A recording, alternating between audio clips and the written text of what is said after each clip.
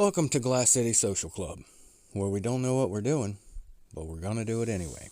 Come, join us. We have hot dogs. Well, that's an opening.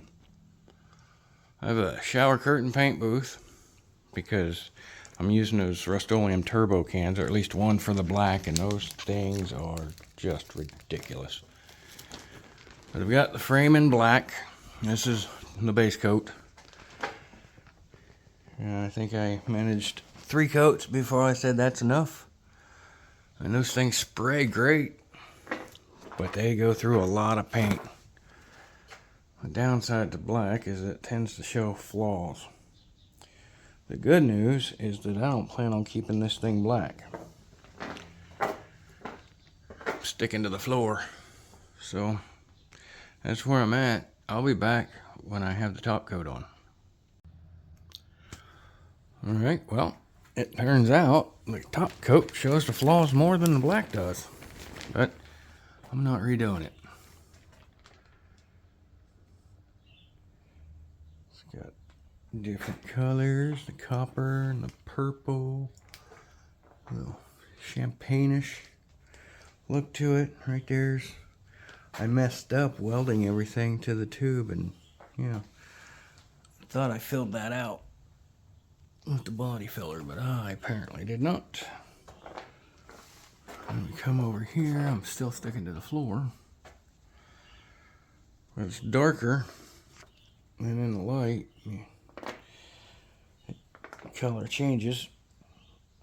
But this is just the top coat. There's a little more going on with this paint job than just the sparkly color stuff. But I don't know. Let's see how that works out. Turn your head. I like it. Guess who's back? Back again.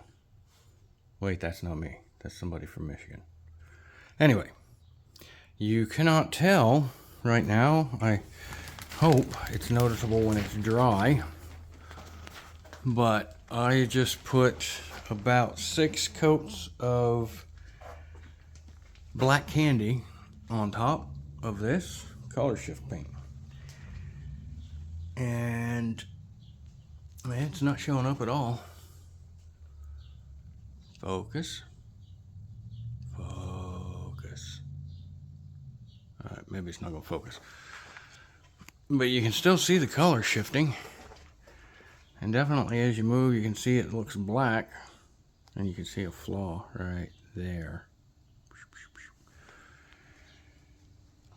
But it looks darker at certain angles.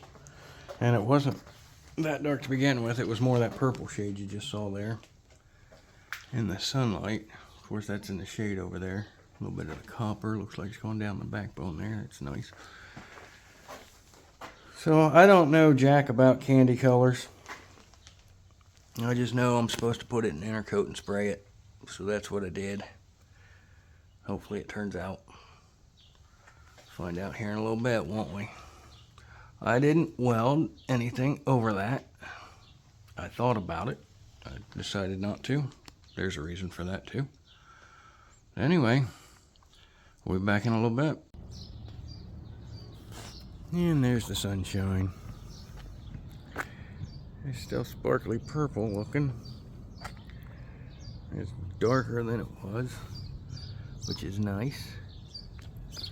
But what I need to do is see if it still changes colors, and it's not doing a whole lot of the color changing I thought it was gonna do. In the darkness, there's the copper. Copper's coming out there. Champagne color, whatever color that is. So yeah, I suppose if you hit everything just right. So anyway, there's the frame and my dog. And a couple of little kids playing basketball down the end of the alley. What I don't know is the fork. Should I paint it the same? Should I paint it black? Or should I leave it bare metal and polish it up? because there's not going to be a whole lot of chrome on this bike. So I don't think that's really an option. But what do you think? Let me know. Would you look at that? Would you just look at that? Oh, what the hell? I think with my next thing I'm going to do is that maybe that won't be noticeable. It's not too deep in there. I don't know. That's some bullshit.